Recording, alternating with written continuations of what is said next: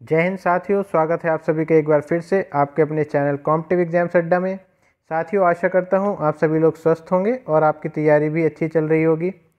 दोस्तों, जैसा कि आप सभी को पता है कि यूनिवर्सिटी ऑफ दिल्ली के मोस्ट ऑफ द कॉलेजेस जो हैं वो अपनी असिस्टेंट प्रोफेसर की वैकेंसीज नोटिफाई कर चुके हैं और एक लार्ज नंबर में इस साल ड्यू के कॉलेजेस में असिस्टेंट प्रोफेसर की वैकेंसी देखने को मिली है। इसी क्रम में Shri Ram college of commerce, काफ़ी फेमस नाम है ये, SRCC के नाम से आपने सुना होगा, काफ़ी फेमस कॉलेज है। यूनिवर्सिटी ऑफ दिल्ली के इस कॉलेज ने भी अपनी जो असिस्टेंट प्रोफेसर की वैकेंसीज है उनको नोटिफाई कर दिया है। तो इस वीडियो में हम देखेंगे कि क्या क्या जो है सीट्स रहेंगी वेरियस सब्जेक्ट्स में, इसके अलावा क्या क्या प्रोसीजर रहेगा, फ़ीस कितनी रहेगी, जैसे कि हम अन्य एडवर्टीज़मेंट्स में देखते हैं। वो सारी चीज़ें, इंपॉर्टेंट चीज़ें जो आपके लिए रहने वाली है, उनको डिस्कस करेंगे। अगर आप चैनल पे फर्स्ट टाइम विजिट कर रहे हैं या आप चैनल को रेगुलरली देखते हैं और आपने अभी तक चैनल सब्सक्राइब नहीं किया है तो चैनल को सब्सक्राइब करें। इस तरीके की मोस्ट इम्पॉर्टेंट चीज़ें हमारे द्वारा आप तक लाई जाती हैं। अब देखिए, एडवर्टीज़मेंट को देख लेते हैं। सबसे पहले देखिए SRCC, जो कि यूनिवर्सिटी ऑफ दिल्ली का कॉलेज है, नॉर्थ कैंपस में ये कॉलेज आता है। एडवर्टीज़मेंट नंबर ये है। इस एडवर्टीज़मेंट नंबर के ज़रिए आप इसको SRCC की वेबसाइट पे भी एक्सेस कर सकते हैं इस नोटिफिकेशन को। अब देखिए, एप्लीकेशन फॉर्म जो आपको भरने हैं ये ऑनलाइन मोड से भरे जाएंगे। ऑनलाइन मोड से ही आपको एप्लीकेशन फॉर्म भरना है। लिंक जो रहेगा वो लिंक ये है जहाँ पे मैं सर्कल कर रहा हूँ। और असिस्टेंट प्रोफेसर की पोस्ट है, जैसे कि अन्य कॉलेजेस में होता है। एकेडमिक पे लेवल 10 की ये पोस्ट है। बेसिक पे रहेगी 57,700। और देखिए, जो लास्ट डेट रहेगी आपको फॉर्म भरने की वो रहेगी 09/01/2023, यानी कि 9 जनवरी 2023 तक आप इसके फॉर्म को भर सकते हैं। इसके अलावा अगर आपको और कोई जानकारी चाहिए तो कॉलेज की वेबसाइट www.srcc.edu पे भी आप जाके देख सकते हैं, या दिल्ली यूनिवर्सिटी की वेबसाइट पे भी, जो कि www.du.ac.in है। यहाँ पे आप इसको एक्सेस कर सकते हैं। अब देखिए, इसमें इम्पॉर्टेंट चीज़ और क्या है वो देख लेते हैं। तो इम्पॉर्टेंट चीज़ यही रहती है कि हमारे सब्जेक्ट में वैकेंसीज़ हैं कि नहीं है। तो आप देख लीजिए, यहाँ पे अराउंड 80 वैकेंसीज़ हैं। कॉमर्स की 57 वैकेंसी हैं, इकोनॉमिक्स की 15 हैं, इंग्लिश की 1 वैकेंसी है, एनवायरमेंटल साइंस की 2 वैकेंसीज़ हैं, मैथमेटिक्स की 3 वैकेंसी है, पॉलिटिकल साइंस की 1 वैकेंसी और कंप्यूटर साइंस की 1 वैकेंसी है। इसी तरीके से टोटल 80 वैकेंसीज़ हो जाती हैं। और देखिए, ठीक ठाक वैकेंसीज़ हम इनको कह सकते हैं, 80 वैकेंसीज़ हैं।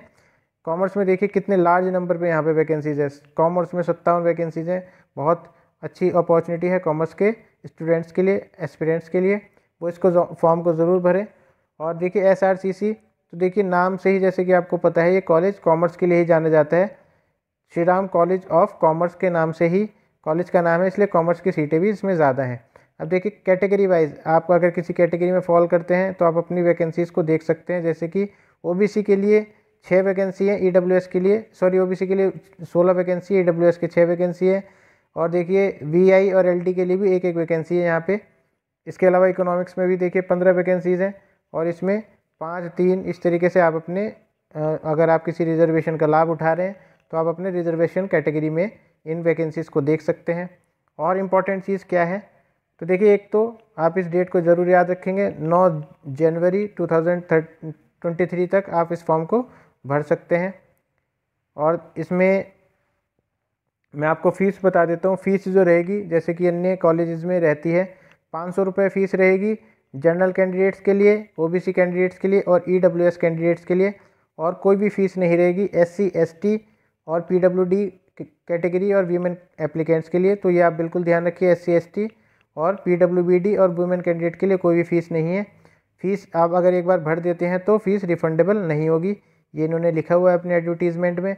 अगर आपको कोई प्रॉब्लम होती है फॉर्म भरने में तो आप इस जो लिंक है इस पे आप जाके इनको कोई भी अपना मेल भेज सकते हैं और इनके द्वारा आपको रिवर्ट किया जाएगा। और इन्होंने ये भी लिखा हुआ है कि अवॉइड लास्ट मिनट रश, तो अभी आप इस फॉर्म को भर लीजिए, आखिरी टाइम के लिए इस फॉर्म को ना छोड़ें।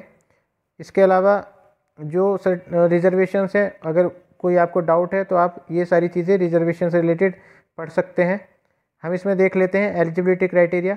एक ये नो ऑब्जेक्शन सर्टिफिकेट का मैं बता देता हूँ। कई सारे जो हमारे एप्लीकेंट्स हैं, जॉब करते हैं, तो उनके लिए मैं आपको बता दूं कि आपको एक नो ऑब्जेक्शन सर्टिफिकेट लेना पड़ेगा अपने एम्प्लॉयर से। आप अगर किसी भी गवर्नमेंट सेक्टर में काम कर रहे हैं, पब्लिक सेक्टर अंडरटेकिंग में काम कर रहे हैं, पीएसयू में, तो आपको जो है अपना एक एनओसी लेना पड़ेगा अपने एम्प्लॉयर से, जिसके अंडर भी आप काम कर रहे हैं वो आपको लेना पड़ेगा। और देखिए कोई भी टीए डीए आपको नहीं दिया जाएगा इंटरव्यू के लिए। जो भी कैंडिडेट्स शॉर्टलिस्ट होंगे इंटरव्यू के लिए, उनको कोई भी टीए डीए नहीं दिया जाएगा, मतलब डियरेंस अलाउंस या ट्रैवलिंग अलाउंस कोई नहीं दिया जाएगा। आपको अपने खर्चे पे ही इंटरव्यू देने आना है। अब देख लेते हैं इसका क्वालिफ़िकेशन क्या होनी चाहिए आपकी, मतलब पोस्ट ऑफ असिस्टेंट प्रोफेसर के लिए आपकी एलिजिबिलिटी क्या होनी चाहिए। तो देखिए इसमें जो भी आर्ट्स की वैकेंसीज़ हैं, कॉमर्स की वैकेंसी है, ह्यूमैनिटीज़ की, लैंग्वेज की या साइंस की वैकेंसीज़ हैं, इन सभी के लिए 2 टाइप की एलिजिबिलिटी रखी हुई है डीयू ने।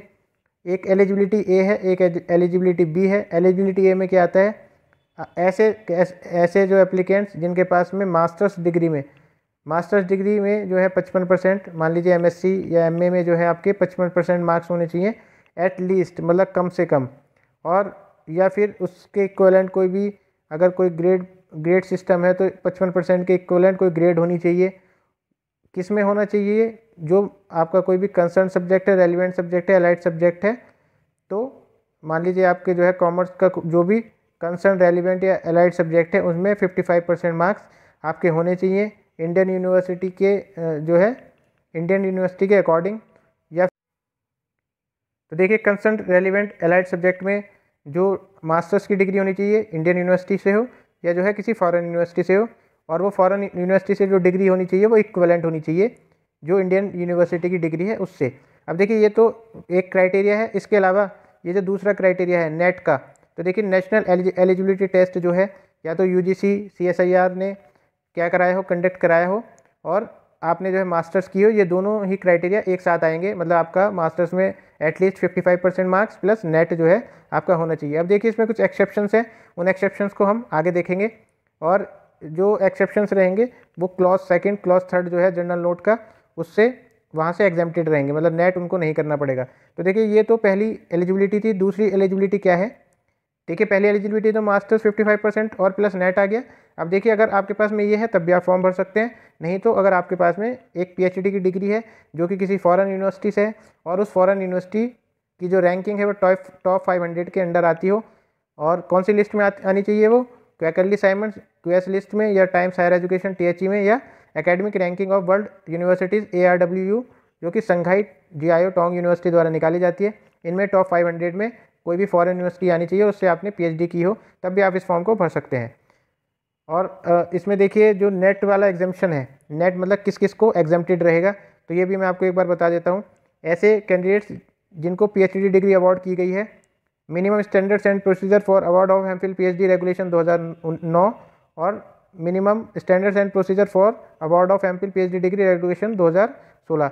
2009-2016 के रेगुलेशंस के अकॉर्डिंग अगर उनको पीएचडी डिग्री अवार्ड की गई है तो ऐसे कैंडिडेट्स भी नेट के लिए जो है एग्जेम्प्टेड रहेंगे, ये आप बिल्कुल ध्यान रखेंगे नेट के लिए। और दूसरी जो एग्जाम्पशन की क्राइटेरिया वो है कि ऐसे कैंडिडेट्स जो एमफिल पीएचडी प्रोग्राम में 11 जुलाई 2009 से पहले एनरोल्ड हो गए हैं, तो ऐसे कैंडिडेट्स भी नेट से एग्जेम्प्टेड रहेंगे, लेकिन बशर्ते उनको पीएचडी की जो उन्होंने है अब पीएचडी कंप्लीट कर ली हो, और पीएचडी में जो है रेगुलर मोड में होनी चाहिए, 2 एक्सटर्नल एग्जामिनर्स होने चाहिए, वाइवा वगैरह जो है ओपन होना चाहिए। ये सारी चीज़ें आप देख लेंगे। ऐसे कैंडिडेट्स जो इस फॉर्म को भरते हैं उनको ये क्राइटेरिया पता होता है, इसलिए मैं इसको डीप में नहीं बताऊंगा। और नेट उन सब्जेक्ट्स के लिए भी एग्जेम्प्टेड रहेगा जहाँ पे नेट का एग्ज़ाम कंडक्ट कराया ही नहीं जाता, तो ये आप बिल्कुल ध्यान रखेंगे। अब देखिए इसमें रिलैक्सेशन रहेगा, जो मैं 55% का क्राइटेरिया मैंने आपको बताया था मास्टर्स में, इसमें रिलैक्सेशन रहेगा 5% का। जो SC ST OBC PWBD candidates रहेंगे, और PWBD कैंडिडेट्स में विजुअल जो इम्पेयर्ड रहेंगे, ये सारी चीज़ें आप देख लेंगे, इन सबको 5% का जो है रिलैक्सेशन रहेगा। और 5% का रिलैक्सेशन रहेगा उन सभी PhD होल्डर्स के लिए जिन्होंने अपनी मास्टर्स डिग्री ऑब्टेन की है 19 सितंबर 1991 से पहले। तो ये काफ़ी पहले जो ओल्ड स्कूल जो एस्पिरेंट्स हैं उनके लिए है ये, आप इसको बिल्कुल ध्यान रख सकते हैं। अब देखिए इसमें जो स्क्रीनिंग के लिए काफ़ी सारे क्वेश्चंस आते हैं। तो स्क्रीनिंग जो होगी आपकी, मतलब आपको इंटरव्यू के लिए कैसे बुलाया जाएगा, सिलेक्शन कमेटी जो रहेगी वो आपको देखेगी 100 पॉइंट स्केल पे, जिसको API भी कहा जाता है, एकेडमिक परफॉर्मेंस इंडेक्स भी बोला जाता है इसको। और इसमें देखिए आपके ग्रेजुएशन के अगर 80% से ऊपर हैं और 80% है तो 21 नंबर मिलेंगे।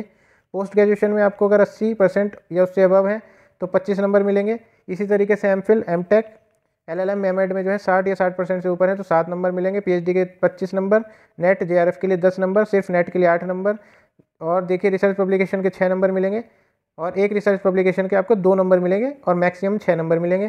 टीचिंग या पोस्ट डॉक्टरल एक्सपीरियंस के लिए 10 नंबर मिलेंगे। आप इसको देख सकते हैं कि 1 साल के टीचिंग एक्सपीरियंस के लिए आपको 2 नंबर दिए जाएंगे। इसी तरीके से अवार्ड कैटेगरी में, इंटरनेशनल कैटेगरी में 3 मार्क्स और स्टेट कैटेगरी में 2 मार्क्स मिलेंगे। अगर आपने मान लीजिए कोई ओलंपिक्स मेडल जीता है तो आपको 3 मार्क्स मिलेंगे, या स्टेट का कोई मान लीजिए स्पोर्ट्स में या किसी चीज़ में आपने मेडल जीता है तो आपको 2 मार्क्स मिलेंगे। अब देखिए MPhil PhD, आपने कोई MPhil या M.Tech किया हुआ, LLM किया है, M.Ed किया है, या कोई इक्विवेलेंट डिग्री की है, साथ में PhD भी की है, तो आपको मैक्सिमम 25 मार्क्स अलॉट किए जाएंगे। नेट JRF के लिए मैक्सिमम 10 मार्क्स, अवार्ड कैटेगरी के लिए मैक्सिमम 3 मार्क्स मिलेंगे। इसी तरीके से एकेडमिक स्कोर, जिसमें कि आपका जो है ग्रेजुएशन, पोस्ट ग्रेजुएशन, ये सारी चीज़ें रहेंगी, इसके लिए आपको 84 मार्क्स, रिसर्च पब्लिकेशन के लिए 6 मार्क्स और टीचिंग एक्सपीरियंस के 10 मार्क्स, इन सबको टोटल मिला के 100 मार्क्स का आपका जो है API स्कोर बनेगा।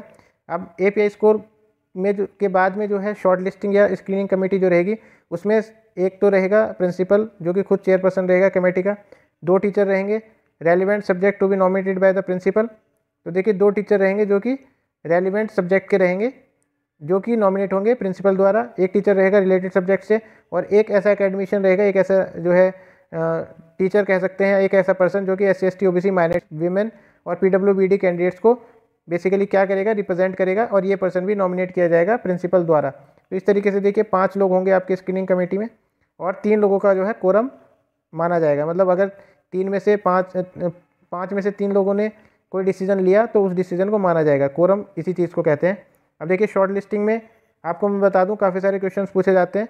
ये देखिए कॉलेज के लिए वैकेंसी है तो 50 मार्क्स आपके एटलीस्ट होने चाहिए, मतलब मिनिमम आपके 50 मार्क्स तो होने ही चाहिए API स्कोर में, 100 में से 50, तभी आपको जो है कॉल आने के चांसेस रहेंगे इंटरव्यू के लिए। अब देखिए मैं आपको यहाँ पे क्लियर कर दूँ कि अगर आपके 50 मार्क्स है तो ये बिल्कुल फिक्स नहीं हो जाता कि आपको इंटरव्यू के लिए बुलाया जाएगा। ये डिपेंड करता है बेसिकली कितने जो है वैकेंसीज़ हैं, कितने कैंडिडेट्स को बुलाना है, कितने मतलब गुणा कैंडिडेट्स को, मल्टीपल कैंडिडेट्स को बुलाना है, और स्क्रीनिंग कमेटी जो है किसको बुलाना चाहती है। तो ये सब डिपेंड करता है बेसिकली स्क्रीनिंग कमेटी पे। आप उन पे जो है एक तरीके से उन पे ये नहीं बोल सकते कि इन्होंने हमको नहीं बुलाया है, हमारे जो है 50 से तो ऊपर मार्क्स हैं, तो इस तरीके से आर्गूमेंट आप नहीं कर सकते।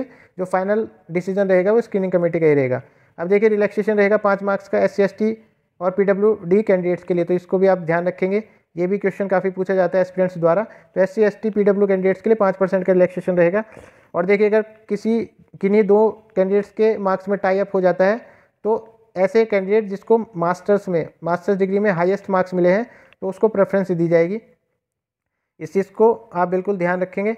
अब देखिए यही इंपॉर्टेंट चीज़ें थी। एक अच्छी अपॉर्चुनिटी है, खास करके कॉमर्स इकोनॉमिक्स के जो छात्र हैं वो बिल्कुल इस फॉर्म को भर सकते हैं और जो है असिस्टेंट प्रोफेसर बनने का जो सपना है उनका, उसको पूरा कर सकते हैं। इसी के साथ में दोस्तों ऑल द बेस्ट। अगर आपके कोई डाउट्स हैं तो आप बिल्कुल कमेंट बॉक्स में या टेलीग्राम ग्रुप में उसको पूछ सकते हैं। प्रेफर करिएगा कि टेलीग्राम ग्रुप में पूछें, वहाँ पे आपको रिप्लाई मिलने के चांसेस बढ़ जाते हैं और जल्दी रिप्लाई मिलेगा। All the best, thank you.